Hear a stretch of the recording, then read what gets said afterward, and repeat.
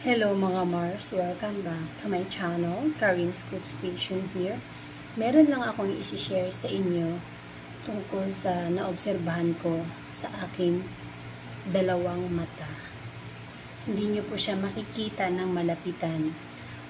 Nalaman ko ito noong August 15. Isa sa kasama ko dito sa bahay, nakita niya na may something sa mata ko. Pinicturean niya ito at ipinakita sa akin.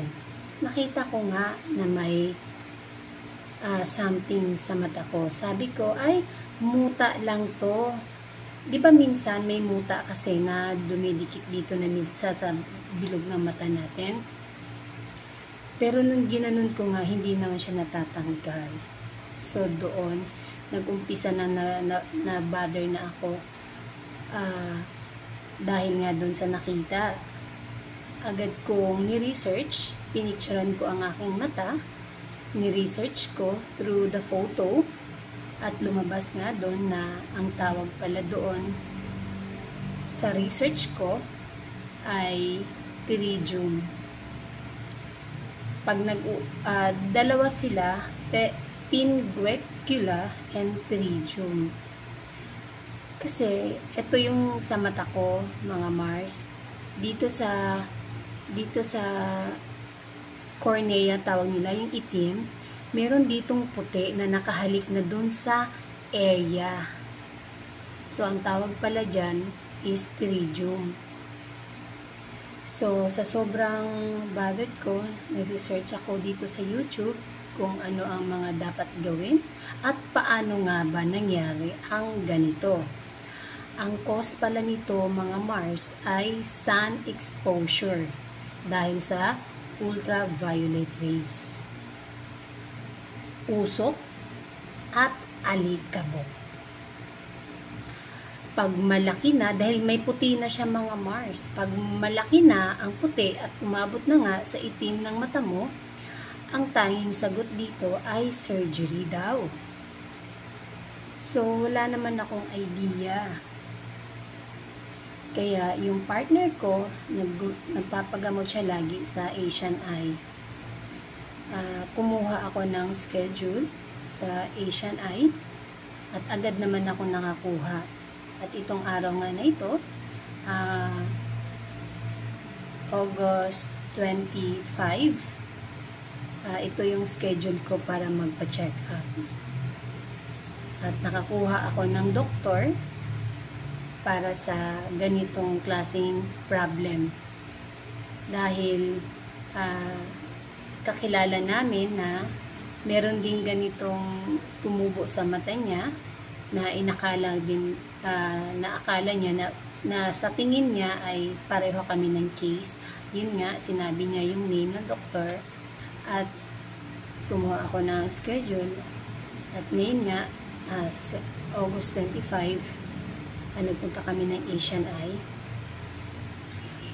Pagdating ko sa Asian Eye, maraming proseso. Ay first time ko pong ma-check up ng mata sa tanang buhay ko, mga Mars. Ngayon pa lang ako magkaka-eye check up.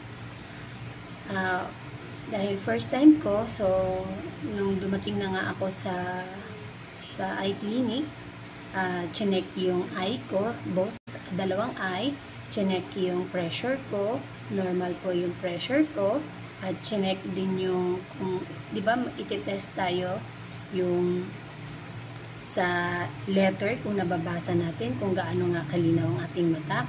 Doon ay, so far, okay pa naman ang paningin ko sa malayo. Pero sa reading, yung maliliit, nahihirapan na ako. Kaya, sablay ako dun sa reading na maliliit. Although, na-try ko na rin naman mag-check ng mga letter pag nag-apply ka ng mga lisensya, may mga ganito yun, na-try ko po yun. Pero yung eye check-up po talaga yung sisilipin ng mata mo, hindi. And then, nung dumating na nga ang doktor, tinawag na ako na, umupo na ako, at nalaman nga, sinabi ko nga sa kanya yung concern ko, talagang alam nyo mga Mars, tukoy, tama po yung na-research ko. Ang tawag po sa case ko na may puti dito sa mata, yung sa cornea, sa itim, ay pterygium. Pero sobrang happy po ako dahil hindi po siya, kasi akala ko surgery po yung mata ko, mga Mars. Sa nakita ni doctor, maliit pa lang daw yung white. Pero kung nababother daw ako, cosmetic wise, kung gusto ko siya tanggalin, naiilang ako, o nahihiya ako pag nakita ng ibang mga tao, sabi ko hindi naman po ako nababother. Kung sa totoo lang, hindi ko nga napansin na may ganyan ako.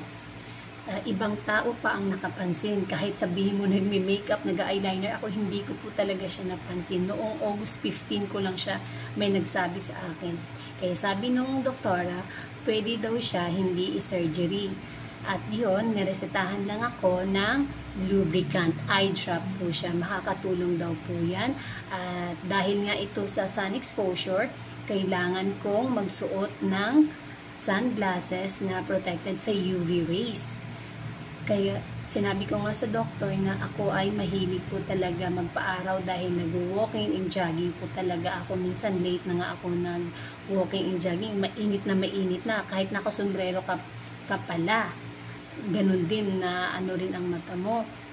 Kaya kayo mga Mars, wag po niyong paabutin na magkaroon kayo ng ganito na pterygium. Pag wala pa siya ditong white sa bilog ng itim mo mga Mars, ang tawag doon ay pinguecula. Meron na rin ako dito, nag-uumpisa na siya. Pero kailangan ko siyang agapan. Sa lahat ng sinabi ni doktora na kailangan ko magsuot ng sunglasses na para maprotektahan ang mata ko pag nasa mainit ako, pag yung init ng araw. Kailangan hindi na ako sobrang exposure sa araw, and then kailangan kong ipatak ang eye drops na nireseta niya sa akin 3 times a day.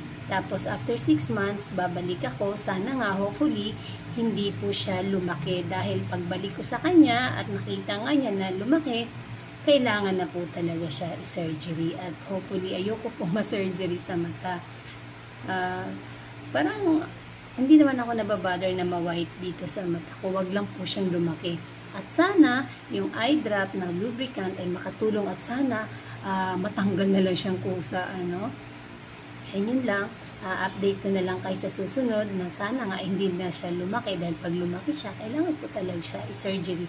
At wala pong ibang pwedeng gawin kundi i-surgery, at kailangan pong tanggalin ang white na ito. Pinapabalik po ako ni doktora after 6 months. And basta kailangan ko lang gawin lahat ng payo ni doktora na huwag magpa-araw. Kung nasa araw, kailangan magsuot ng sunglasses at sombrero.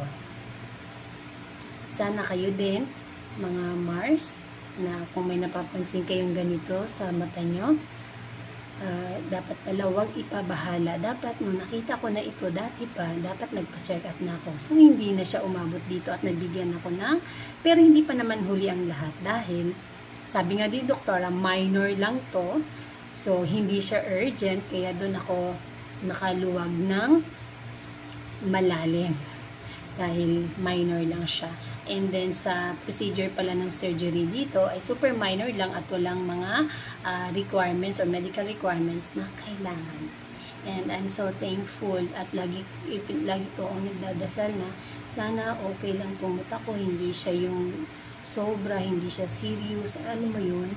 Kasi, syempre, pagdating sa mata, iba kasi po tayo, no? Pag wala tayong nararamdaman o kakaibang vision, hindi po tayo mamumblema. Kasi kahit may ito, nakita ko na may ganun sa mata ko dito, hindi ko siya iniinda dahil okay po ang vision ko po. Dito na lang po nag-iba ng may puti na sa itim na kunting-kunti lang naman. Kaya sabi ni doktora, no need pa naman siya operahan. Pero kung gustong-gusto ko na talaga operahan, pwede din naman. Pero ako mismo ang nagsabi na hindi na muna. kailangan hindi lang po talaga siya lumaki. And that's it, mga Mars. Ito na, share, hanggang dito na lamang. And see you on my next update para sa aking mata.